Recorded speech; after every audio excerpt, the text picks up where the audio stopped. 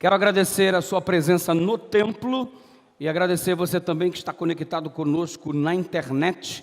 Deus seja louvado por tua vida e porque a cada noite você tem separado esse tempo para acompanhar o culto que está acontecendo aqui da Igreja Central de Juazeiro, Bahia, direto para todo o Brasil, todo o planeta Terra. Deus seja louvado por tudo que já vimos, ouvimos e por tudo aquilo que ainda vai acontecer em nome de Jesus. Se você crê na bênção do Senhor nessa noite, diga amém. Amém. Gálatas capítulo 6. Antes de ler o texto separado, eu quero orar com você. Obrigado, Senhor, por mais uma vez nos reunirmos diante da Tua presença. Obrigado por termos em nossas mãos a Tua palavra. Ilumina-nos para compreendê-la adequadamente, conforme a Tua vontade. Toma o coraçãozinho de cada um de nós nas Tuas mãos e que a mensagem apenas reflita aquilo que Tu queres transmitir para cada um de nós. Abençoe a todos esses que estão também conectados conosco na internet e todos aqueles que certamente a posteriori escutarão a mensagem, porque a mesma estará gravada no YouTube, no canal Adventistas Bahia Sergipe, que de alguma forma, seja qual for o momento que alguém entrar em contato com esta mensagem, que a mesma nos edifique sobre a rocha que é Cristo Jesus. Esta oração lhe fazemos e lhe apresentamos em nome de Jesus Cristo, e teu povo querido diz, Gálatas 6. Vamos ler somente o verso 17. Antes de ler o verso 17, eu quero que você saiba que Martinho Lutero, o grande nome da Reforma, aquele que apregoou as 95 teses de justificação pela fé na porta da Catedral de Wittenberg, na Alemanha, em 1517, ele fez uma declaração muito importante. Aliás, dentre tantas declarações que ele fez, uma chama-nos a atenção. O que Lutero disse?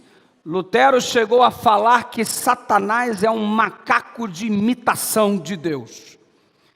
Tudo que Deus faz, ele imita. Deus diz que a porta é estreita, o diabo inventa a porta larga. Deus diz que o seu povo funciona feito joio e o diabo inventa o trigo. O trigo e o diabo inventam o joio. Você percebe que Deus coloca a sua igreja sendo representada pela mulher pura. E o diabo coloca então a Babilônia sendo representada pela Jezabel, a mulher impura.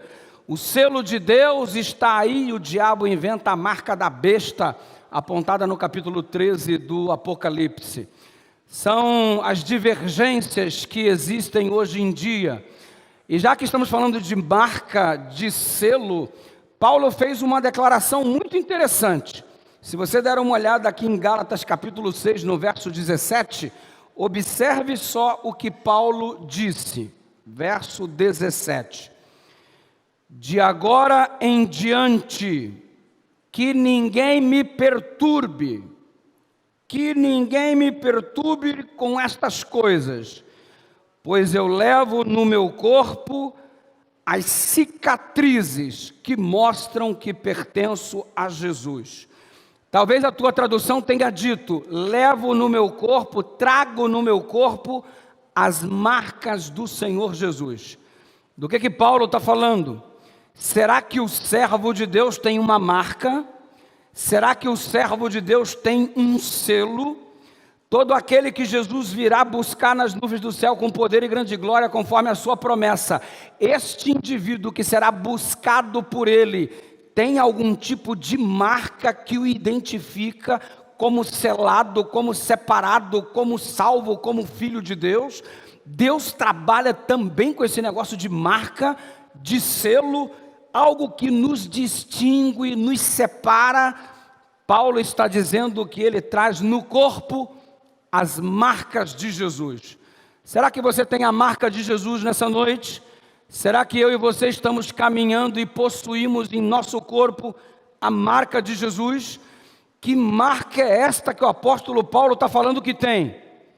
Muitas pessoas vão na direção do raciocínio de que as marcas citadas por Paulo neste texto são as cicatrizes referentes à quantidade de apedrejamentos que ele sofreu, a quantidade de chicotadas que ele levou, o sofrimento por conta do evangelho para não negar a fé, colocou em Paulo algumas cicatrizes, algumas marcas. E quando ele declara em Gálatas 6,17 que traz no corpo as marcas de Jesus, está se referindo a todo o sofrimento experimentado durante esta perseguição resultante das chicotadas, dos apedrejamentos e de tudo mais. Quer dizer que o corpo do Paulo é cheio de cicatrizes. Quer dizer que o corpo do Paulo é cheio de marcas. E se eu não tiver esse tipo de marca, então eu não tenho a mesma qualidade de fé que Paulo. Que marca é essa, afinal de contas, que Paulo se refere? Além de raciocinar na direção de que são as cicatrizes por conta do sofrimento, existe um outro raciocínio. E antes de abordar contigo sobre este outro raciocínio, eu tenho certeza que você que está aqui nessa noite, você que está conectado conosco, também tem alguma cicatriz no seu corpo. Afinal de contas, se Paulo tinha cicatrizes, quem não as tem? Todos nós possuímos uma marca no corpo, uma cicatriz. Aliás, deixa eu aproveitar e fazer uma pergunta. Quem aqui tem uma cicatriz no seu corpo? Levante a mão. A tua cicatriz esconde uma história, sim ou não? Por trás dessa cicatriz tem uma história. E não diferente de você, eu também tenho um montão de cicatrizes. Por exemplo, eu tenho uma cicatriz que começa aqui e termina aqui, embaixo da minha axila esquerda. Uma cicatriz que é uma linha, e essa linha enorme é resultante de um arame farpado. No mesmo dia que eu consegui essa cicatriz, que começa exatamente aqui e se estende até aqui, foi o mesmo dia que eu consegui uma outra aqui no meu pé, que vai do dedo mindinho até o tornozelo. As duas são praticamente do mesmo tamanho, aproximadamente isso daqui. Que cicatrizes são essas? Elas contam uma história.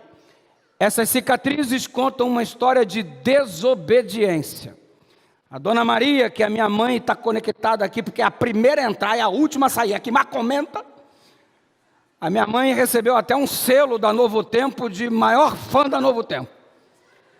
Pensa numa mulher que passa o dia todo no YouTube, o dia todo no Facebook, o dia todo comentando e compartilhando aquilo que a gente produz. Ela é a primeira a entrar e a última a sair. Anteontem, eu acho, quando eu falei aqui na live que eu fui para o hospital e passei a noite no hospital, meu amigo, ela entrou em contato e acabei de pregar, ela falou, que história é essa que vai para o hospital não falar comigo? Casa caiu. Um beijo para você, Dona Maria.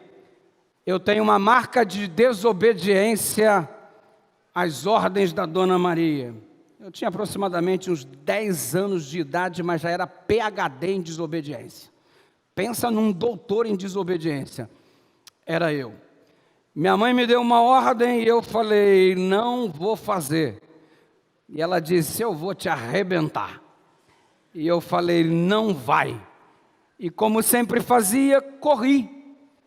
E acreditava que de fato ela não conseguiria me alcançar, e realmente ela tinha dificuldade de me alcançar. Eu corria bem rápido. Naquele dia, enquanto eu corria para não fazer o que ela pediu, eu precisava achar uma rota de fuga. Na rota de fuga, enquanto ela me perseguia, eu percebi que tinha uma cerca de arame farpado, que dividia a nossa propriedade com a vizinha. E eu entendi que para fugir da Dona Maria e não levar a coça, a minha única saída era transpor a cerca de arame farpado. Então eu vinha na minha maior velocidade raciocinando. Grampo, arame liso, grampo, arame liso. Venho correndo, dou um impulso, com o pé esquerdo eu coloco na parte do arame liso, empurro, jogo a perna e transponho a cerca. Na minha cabeça, tudo foi calculado, resolvido e ia dar certo. Na prática, foi um pouco diferente. Quando eu aumentei a velocidade, minha mãe estava se aproximando e eu dei o impulso, coloquei o pé no lugar certinho, entre um grampo e outro na parte do arame liso. O pé escorrega, antes que eu dê o impulso suficiente, eu jogo a perna, mas não deu jeito. O arame farpado entrou aqui, rasgou até aqui, entrou no pé, rasgou até o tornozelo, e eu fiquei preso na cerca, no arame farpado, sem tocar no chão. E com uma sensação bem legal, porque a cerca ficou balançando e eu balançando junto. E eu fiquei igualzinho a todo o restante de roupas estendidas ao longo da cerca. E eu parecia uma roupa estendida na cerca. Minha mãe parou e falou, tudo bem? Eu falei, não. E ela me retirou da cerca de arame farpado e eu ainda apanhei.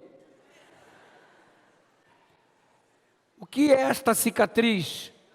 O que é esta cicatriz? Marca de desobediência. Quantas marcas de desobediência você tem no seu corpo? Quantas marcas de desobediência e rebeldia você carrega ao longo da sua vida? Além da marca de desobediência, eu também tenho a marca do idiota. Talvez o momento mais idiota da minha vida, e eu quero compartilhar com você. Uma das minhas responsabilidades quando eu era criança era comprar pão e leite. E naquele dia eu fui à padaria comprar pão e leite. Estava na fila, a fila era enorme e eu estava ali esperando a minha vez de comprar o pão e leite para cumprir a ordem que mamãe havia dado. E sempre fui um admirador de carros. Sempre gostei de olhar carros e ver carros e ficava sonhando, um dia eu quero ter um carro assim.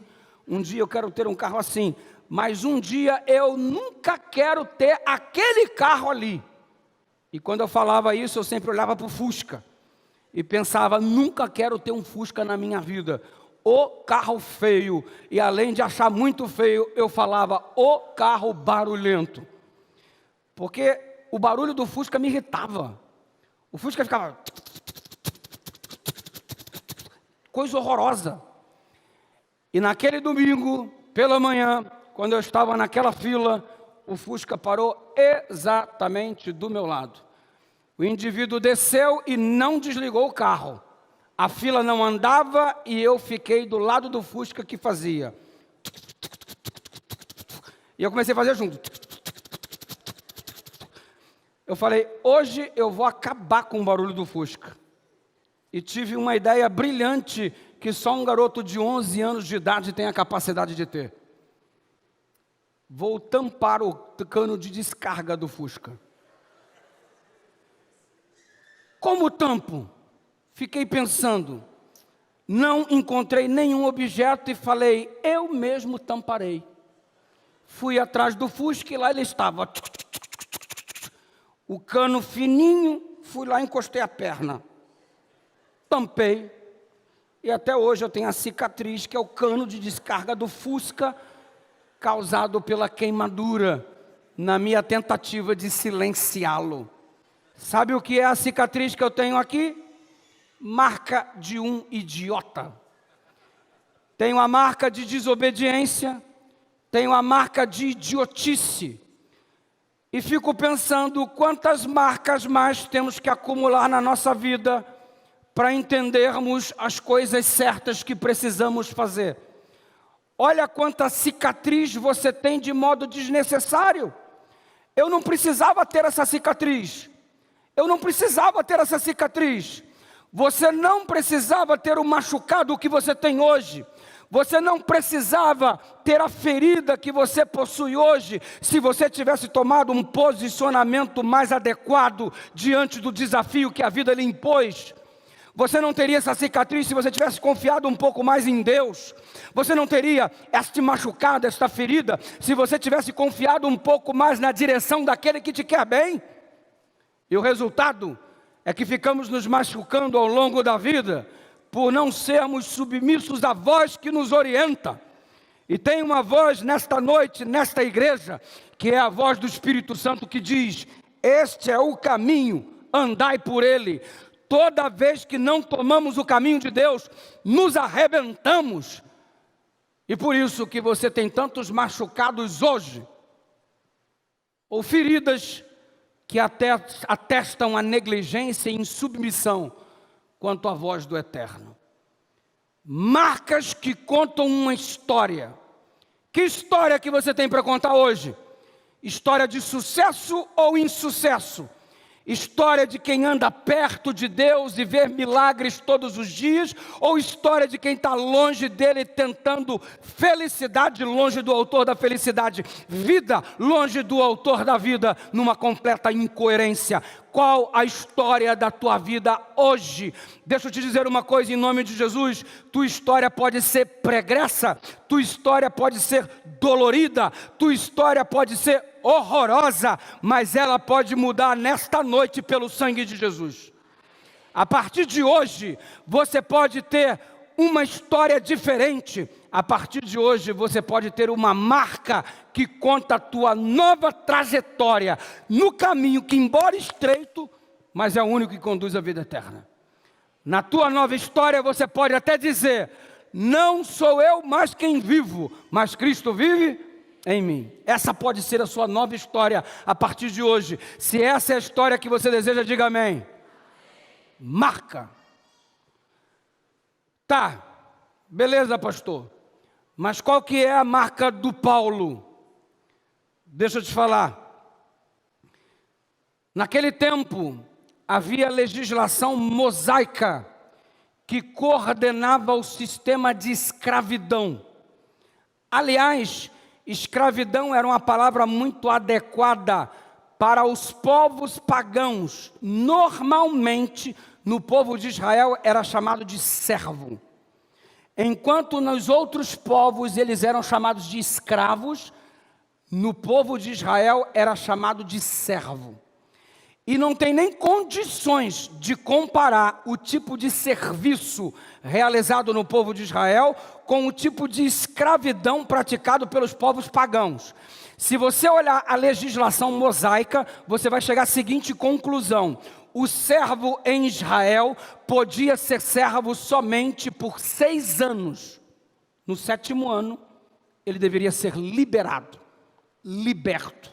O escravo nas outras civilizações deviam ser escravo por toda a vida e funcionavam como uma propriedade, como um objeto. E nas outras civilizações diferentes de Israel, o dono, o proprietário do escravo, tinha direito até de matar o escravo, se quisesse.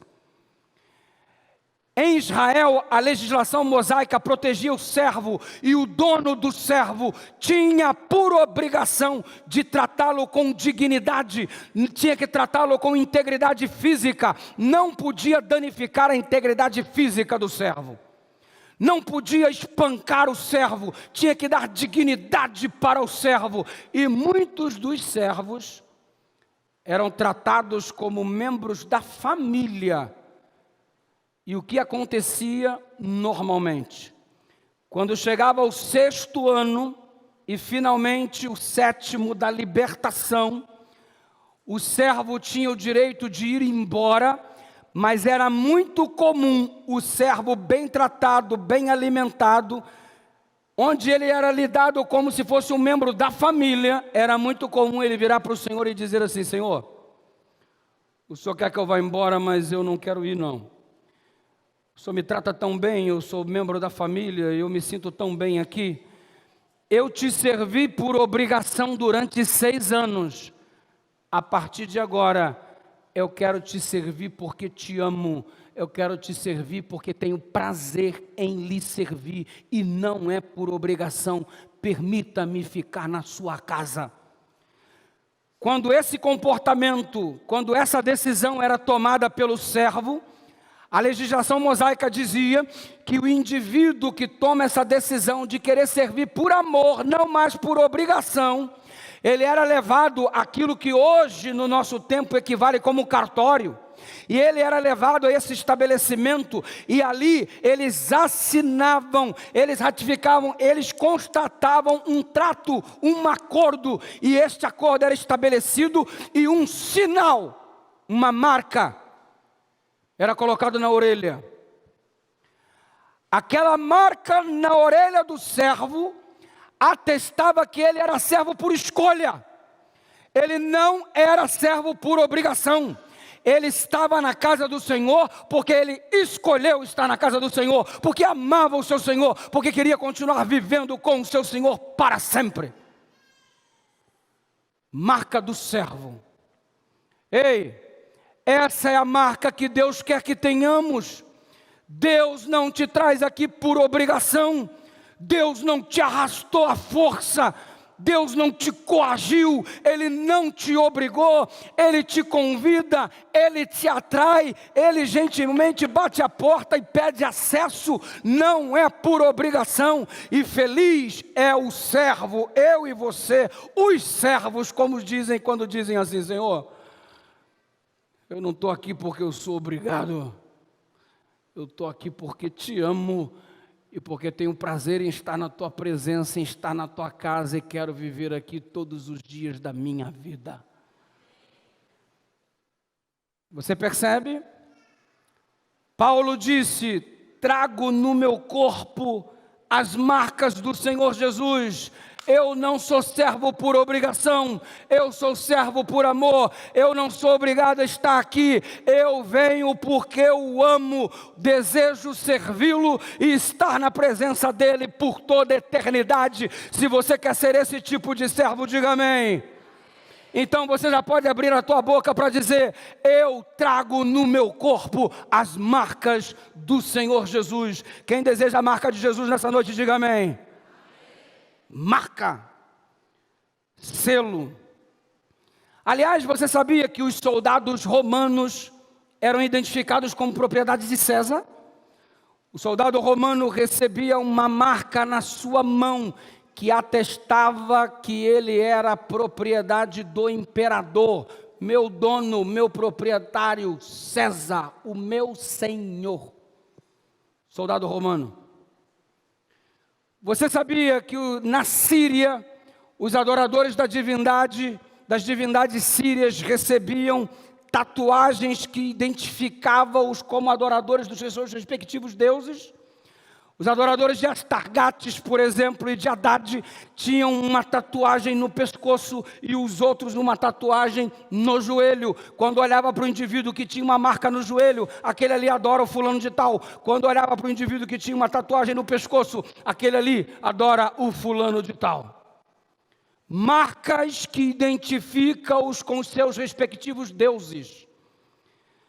Deus também colocou uma marca no Velho Testamento em seu povo, a circuncisão. No Novo Testamento, agora eu quero que vocês circundem o coração. Eu quero uma marca no coração. Eu quero um coração convertido a mim. Um coração de alguém que deseja não ser um servo por obrigação, mas um servo por amor. Marca. Aliás, já que eu toquei no assunto tatuagem, tem muita gente que diz assim: pastor, eu podia fazer uma tatuagem, uma marca que me identifica como adventista. Um moleque já virou para mim e falou assim: pastor, eu queria botar aqui os 3 anjos da tríplice mensagem angélica no peito, escrito: temei a Deus e dá-lhe glória. O outro, apaixonado pelo desbravador, diz assim: pastor, e se eu botar o escudão do desbravador aqui, ó, e o outro do ministério jovem aqui, e lá atrás eu coloco do aventureiro, que top. E acredite, já teve aquele que falou para mim: pastor, e se eu pegar e fizer uma tatuagem igual a de Jesus? Tatuagem igual a de Jesus? É, pastor. Lá em Apocalipse capítulo 19, no verso 17, é dito que ele tem tatuado, escrito na sua coxa: Rei dos Reis e Senhor dos Senhores. E se eu colocar Rei dos Reis e Senhor dos Senhores igual a tatuagem que Jesus tem? Jesus tem tatuagem? Que diferente. Aí você vai olhar o texto, e tem todo um contexto. João está escrevendo mais ou menos no ano 100, no ano 97 depois de Cristo. O Império Romano domina tudo. E o imperador, quando via à frente das fileiras do seu exército, ele tinha na sua roupa de imperador sua função estampada exatamente no lugar onde ia a espada, e normalmente a sua função ali, imperador, estava descrito para declarar quem era aquele homem que se aproximava com tanta pompa, com tanta glória. João apanha esta figura, e no mesmo lugar onde anteriormente ele via escrito imperador do Império Romano, ele olha como se Jesus, o general do grande exército de Deus, e ele vem à frente, mas ao invés de estar escrito imperador romano, está escrito rei dos reis e senhor dos senhores. É uma comparação mental que João está fazendo dentro do contexto do Império Romano. E você vai um pouco mais adiante, porque o texto corretamente interpretado de Apocalipse 19, 17, diz assim com a sua tradução mais apropriada: e tem sobre a veste que está sobre a coxa o nome escrito Rei dos Reis e Senhor dos Senhores. Não é, está escrito sobre a coxa, está escrito sobre a veste que está sobre a coxa, é o que diz o texto original. Pastor, então não dá para fazer uma tatuagem? Você já viu alguma Ferrari adesivada? Vou pegar uma Ferrari, 2 milhões de dólares, e vou botar um adesivo da C&A nela. Que tal? Vou pegar uma Ferrari de 2 milhões de dólares e vou botar um adesivo da Casa Bahia, fica bonitinho? Vou pegar uma Ferrari de 2 milhões de dólares e vou botar o adesivo do Bob's, do Habib's. Que tal do Bob Esponja? O garoto sugeriu.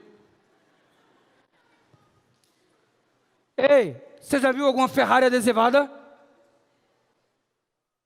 O teu corpo é maior e melhor que qualquer Ferrari.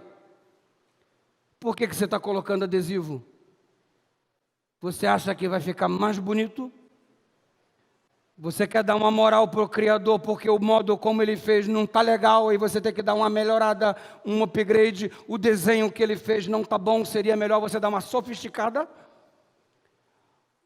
Deus tem uma marca, Deus tem alguma coisa que identifique os seus adoradores? Tem. Mas a marca de Deus é no coração, é algo interno. Deus quer que mais do que você estampe algo no seu corpo, você tenha alguma coisa que brote do seu coração como resultado do relacionamento com Ele. E quando Ele diz, filho meu, me dá o teu coração, ou quando Ele diz, eu vos darei um coração de carne neste lugar, que você tem um coração de pedra, onde você seja capaz de amar, me amar, amar as pessoas e verdadeiramente ser discípulo, então você está recebendo a marca de Deus, que é uma marca interna. E sabe, dentro do cenário do grande conflito, você tem a marca de Deus, o selo de Deus e o selo da besta. E o Apocalipse capítulo 13 afirma que o selo da besta, a marca da besta, a tatuagem da besta é 666. Já viu isso aí? Sim ou não? Sim ou não? Quem tem sabedoria, calcule o número da besta. Porque o seu número é 666. O povo viaja, né? O povo viaja demais. Um tempo atrás diziam que a marca da besta era os códigos de barra. Loucura total. Os crentes não queriam mais comprar coisas cujos produtos tinham código de barra. Depois começou a se falar que a marca da besta é um chip que vai ser implantado de modo subcutâneo. A marca da besta já foi o cartão de crédito, já foi o telefone celular. E o pessoal vai recebendo uma revelação toda especial da marca da besta, e cada um está sempre aprimorando sua interpretação para dizer o que é a maldita marca. O que representa os 666. Por que a gente não trabalha de modo mais fácil e vai para o contexto bíblico para entender do que se trata? Por que ao invés de ficar dando essas interpretações lunáticas, por que a gente não vai para o contexto bíblico para saber o que significa? A Bíblia foi escrita dentro do contexto da Babilônia. A Bíblia foi colocada em evidência e em especial dentro de um contexto cultural onde você tem o reino da Assíria, você tem o reino do Egito, você tem o reino da Babilônia, você tem o reino da Medopérsia, você tem o reino da Grécia, você tem o reino de Roma. Toda a Bíblia é construída em cima da estrutura desses reinos, ou do povo semita que ainda antecedeu esses reinos. Então, você precisa buscar o significado de tudo isso a partir da luz que a Bíblia coloca. Porque é muito natural que você queira entender um texto no contexto que ele foi escrito. E que coisa é essa que eu quero interpretar à luz de hoje o que acontecia no passado? Eu preciso saber o que significava no passado. Beleza? Quando você vai para a Babilônia, palco do livro de Daniel, toda a Babilônia é constituída e construída em cima do número 6. O sacerdote da Babilônia usava um amuleto no peito, foi encontrado pela arqueologia e encontra-se em diversos museus no mundo, onde existiam 6 colunas horizontais, 6 colunas verticais, que todas elas somadas sempre resultavam em 6 colunas de 111 e somadas 666. A estátua que Nabucodonosor levantou no campo de Dura para ser adorada por todos os povos tinha 60 côvados de altura, 6 côvados de largura, e existiam 6 instrumentos musicais que deveriam tocar para que todos se encurvassem diante dela. A estátua que Nabucodonosor levantou no campo de Dura, Daniel capítulo 3, era uma recusa à revelação divina do capítulo 2. No capítulo 2, Deus disse: Nabucodonosor, você é a cabeça de ouro, depois de ti se levantará um outro reino mais forte que o teu. A história revelou que foi a Medo-Pérsia, representado pelo peito e os braços de prata. Da era de ouro passaria para a era de prata. Nabucodonosor disse: não aceito. Deus falou que eu seria somente a cabeça de ouro? Não. Eu sou Nabucodonosor, rei da Babilônia. O meu reino jamais ruirá. Não serei só a cabeça de ouro. A estátua que revelava o futuro da humanidade, Nabucodonosor, não concordando com a revelação divina, no capítulo 3 ele fez a estátua toda de ouro, dizendo que não concordava com Deus ser apenas a cabeça. Ele era o reino completo que jamais seria destruído. Estátua inteira de ouro. O capítulo 4 de Daniel, Deus mostrou Nabucodonosor feito uma árvore gigantesca, cujos galhos abrigavam todas as nações, todos os povos, todos vinham até esta árvore, e Nabucodonosor realmente era grandioso, extraordinário, construiu os jardins suspensos da Babilônia, a Babilônia, um dos reinos mais extraordinários que já viveram sobre a terra, e ele disse: jamais perderei este reino. No capítulo 4 de Daniel, vem a revelação que o anjo do céu desce e decepa a árvore para pô-la abaixo, porque o controle de tudo está nas mãos do Eterno e não do ser humano com seu orgulho e sua soberba. O capítulo 4 mostra que Nabucodonosor passa 7 anos da sua vida pastando feito um animal, comendo grama, ficou com uma doença como se estivesse possesso e comia mato feito um animal, pastou para entender quem é o soberano rei do universo. Teve o seu orgulho jogado na lata do lixo. Deus mostrando quem estava no controle. E tudo na Babilônia girava em torno do número 6. Aí você ora para a numerologia bíblica.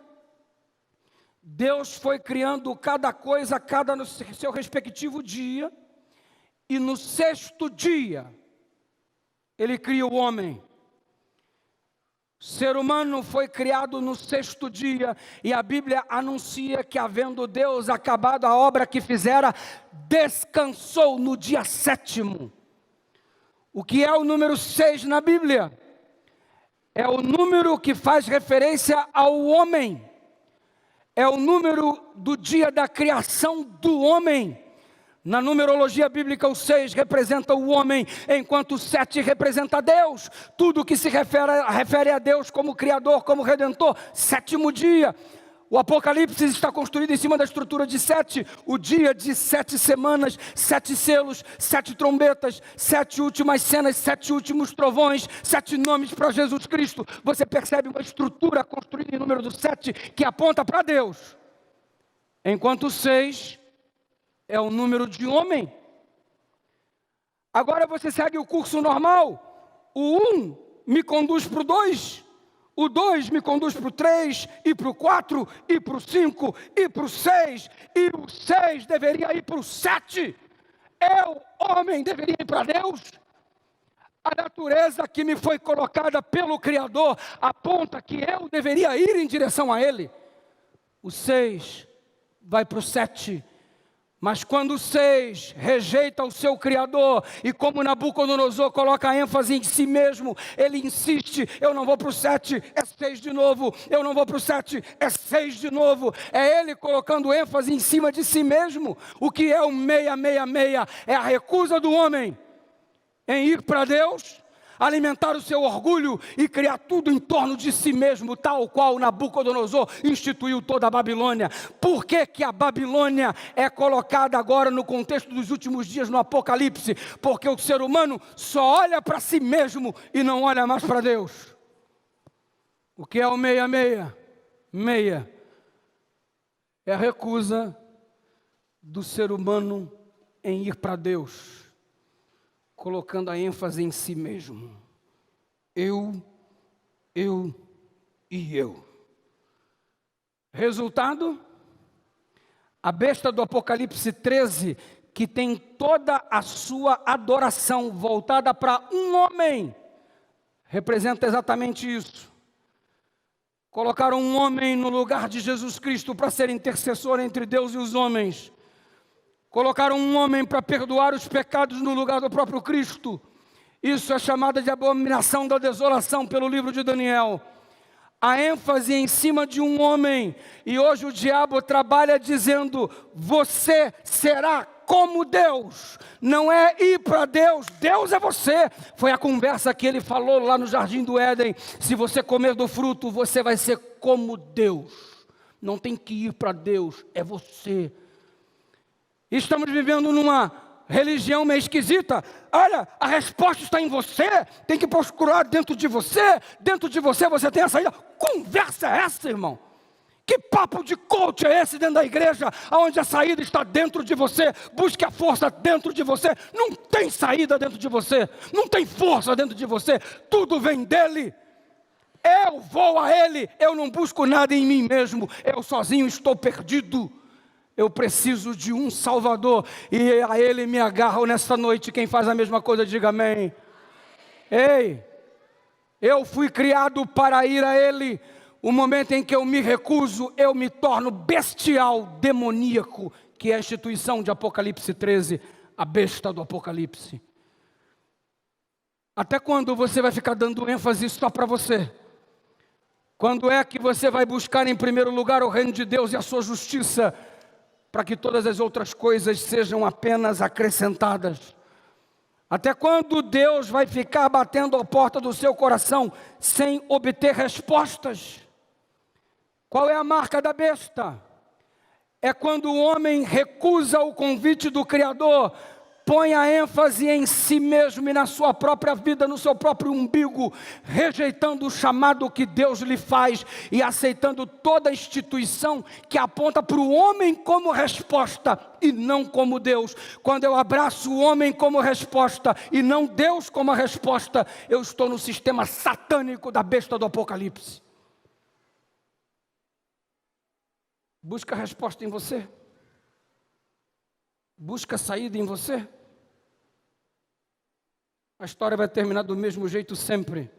Você em lugar nenhum, totalmente perdido em teus próprios conceitos e em teu próprio mundo interno. Ele é a saída. Ele é a resposta. E Ele veio a este mundo para te mostrar que a salvação está nele, não dentro de você. Nabucodonosor teve que pastar para aprender. O que tem que acontecer contigo para você enxergar sua dependência de Deus? O que tem que acontecer com você? Para você enxergar que você precisa de Deus, você tem que pegar um câncer. Tem que estar em estado terminal no hospital, desenganado pelo médico, para entender que a resposta não está contigo, está nele. Você está esperando um câncer para tomar decisão? Você está esperando acabar teu casamento?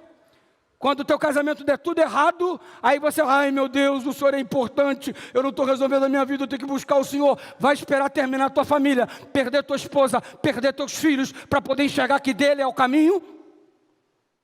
Que a coisa não está em você, está nele? O que você está esperando? O caos financeiro te abater? Você não ter dinheiro para comer, para poder enxergar que a resposta está nele e não em você? O que você está esperando? Fazer parte da população carcerária para enxergar que precisa dele? Está esperando ser preso?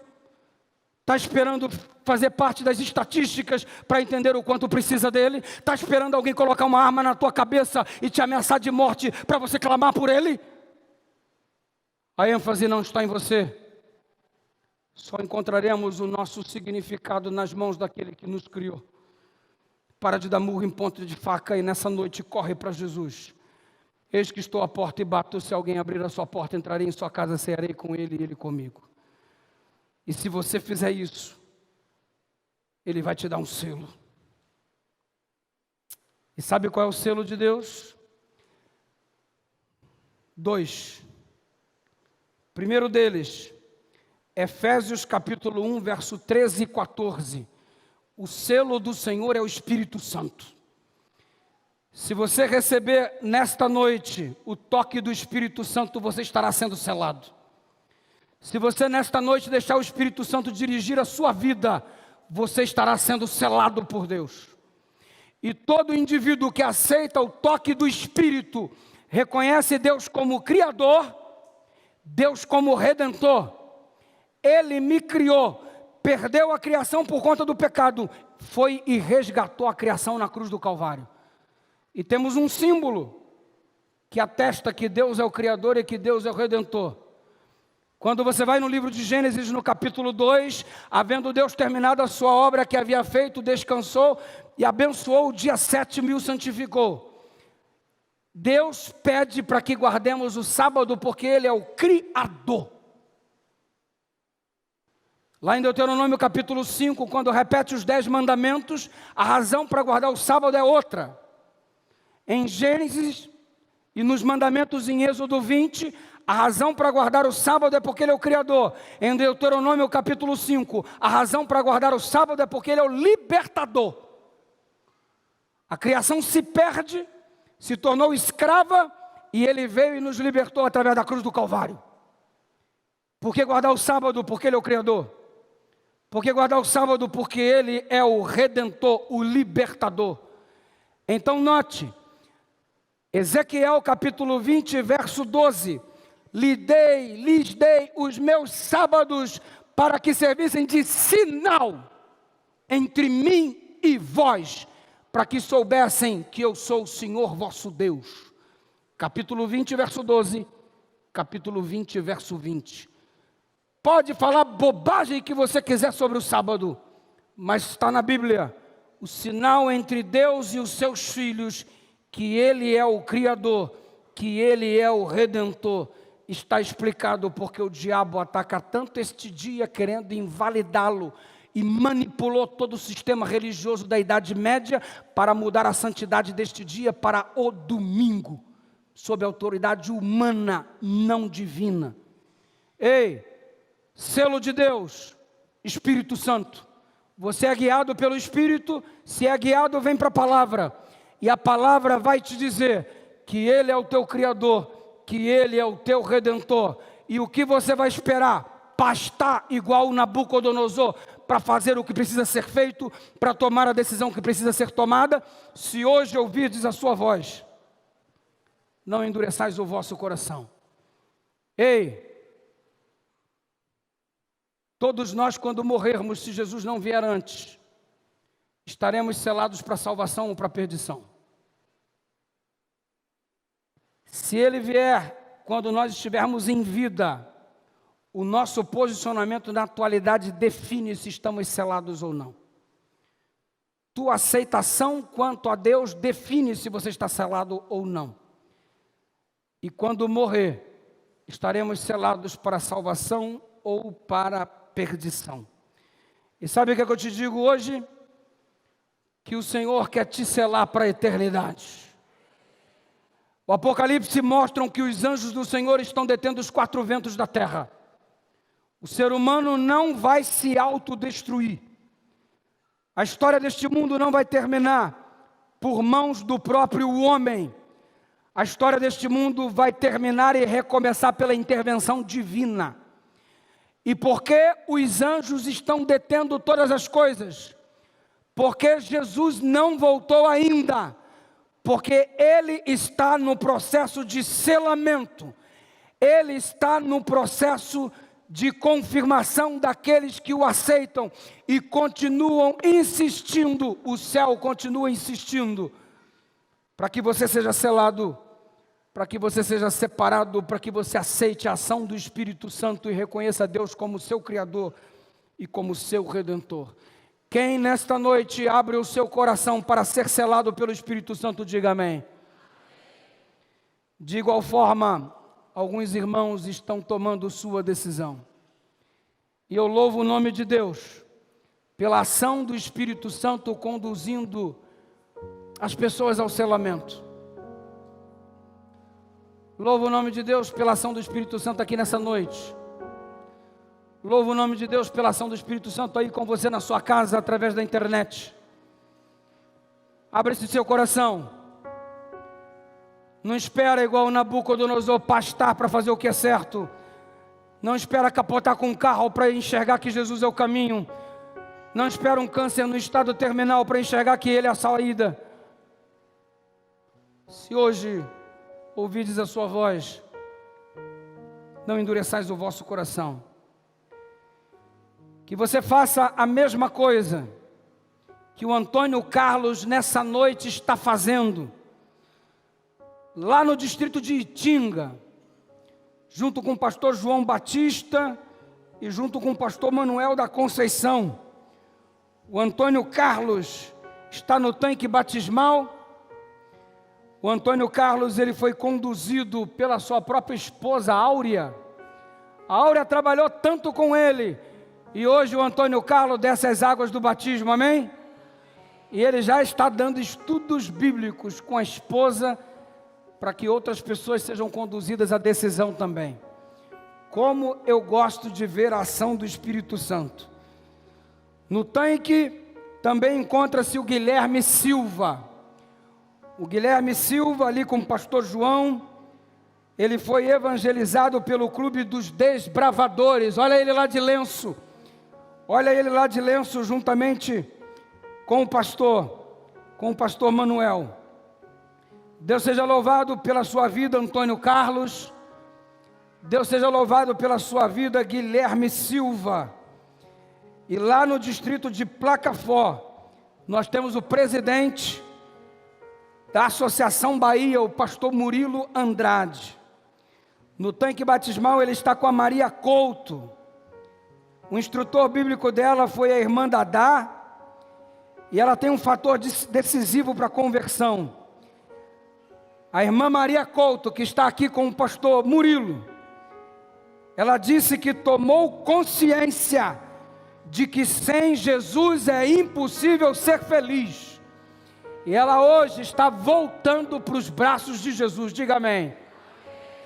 Ali no outro tanque, onde tem aquele símbolo JA, está o pastor Cizeski, de Lauro de Freitas, meu vizinho. Pastor Marcos Cizeski está lá na igreja central de Lauro de Freitas, e dentro do tanque está com ele a Carolina Souza. A Carolina recebeu o estudo bíblico da Maiara, e ela também tem um fator decisivo para a conversão: a certeza de que a melhor maneira de viver é ao lado do Senhor Jesus, diga amém. Ei, parabéns Carolina, parabéns irmã Maria Couto, parabéns Guilherme Silva, parabéns Antônio Carlos. A igreja aqui central está dando neste momento uma salva de palmas para a glória de Jesus, e porque você tomou a decisão mais importante da sua vida. Os familiares podem se aproximar deste momento, se quiserem, junto ao tanque. Podem se aproximar. E nós, os pastores, eu, pastor João Batista, pastor Manuel Conceição, pastor Murilo Andrade, pastor Cisés, que erguemos as nossas mãos como ministros do Evangelho. E para que vocês sejam selados para a salvação, nós os batizamos em nome do Pai, do Filho, do Espírito Santo. E a igreja diz: